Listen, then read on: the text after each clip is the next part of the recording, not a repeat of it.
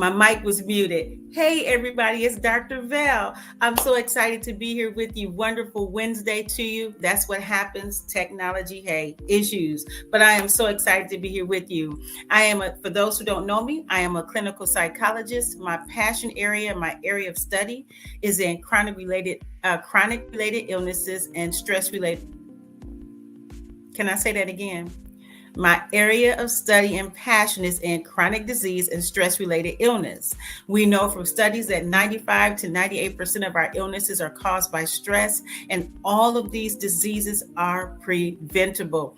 I do these 5-minute lives Monday through Friday to give you information, tips, and strategies, hopefully helping you avoid diagnosis and symptoms in your body. I am also the owner of Tranquility Hot Tubs and Med Spa. I want to invite you to go to that website where you can click on the services button to see what services we encourage you to make an appointment for you, yourself, or a family member. I'm excited to be here with you today. This week, we have an awesome topic. We are talking about your spiritual life and your health. What's the connection? A Christian perspective. If you weren't with us yesterday on Tuesday, go back and check out the video. We laid the foundation for what we're talking about today with using 1 John as our scripture reference, 1 John 1 John 2 for our scripture reference. And today we're talking about what keeps a person's soul from prospering. Thursday, we're going to talk about what is the number one thing that a person can do to overcome this. And then Friday, we're going to talk about living from a place of peace. Let's get started. What keeps a person's soul from prospering and enabling them to be in good health? We're going to take our scripture today from Philippians 4:6. I have 3 different versions for you. I'm going to read the King James Version first. That is the one that most people use most often, especially in the Christian community. Be careful for nothing, but in everything by prayer and supplication with thanksgiving, let your requests be made known unto God. Be careful for nothing or no thing. And be careful means don't be anxious. Okay, the NIV, the New International Version says, do not be anxious about anything, but in every situation, by prayer and petition, with thanksgiving, present your request to God.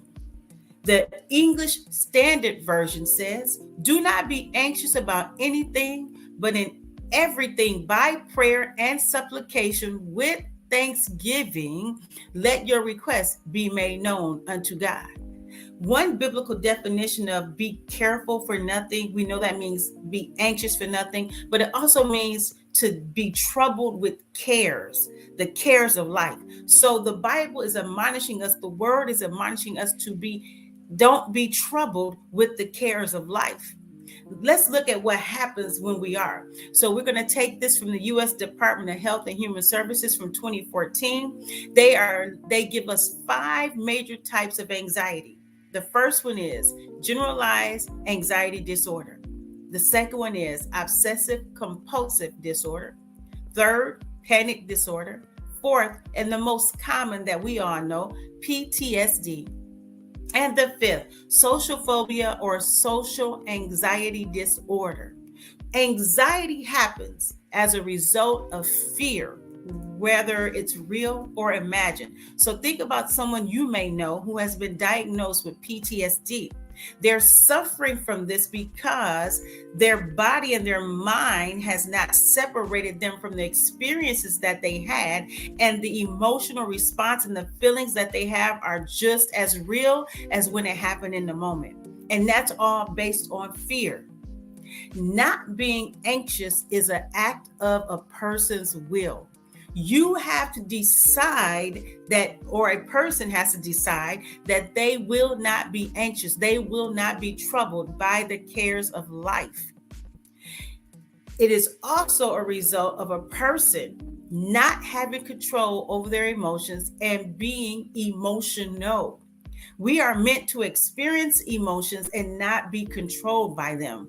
Our emotions and our feelings have a purpose, but there is a way that we should process them and process our feelings. So, if you are not in alignment with the scripture that says be anxious for nothing, you're going to find that your soul is not prospering and nor is your health prospering. So tomorrow, come back and let's talk. And we're going to talk about again, I said on Thursday, what is the number one thing that a person can do to overcome this? And you see my thing in the back, peace by any means necessary, legal and ethical, right?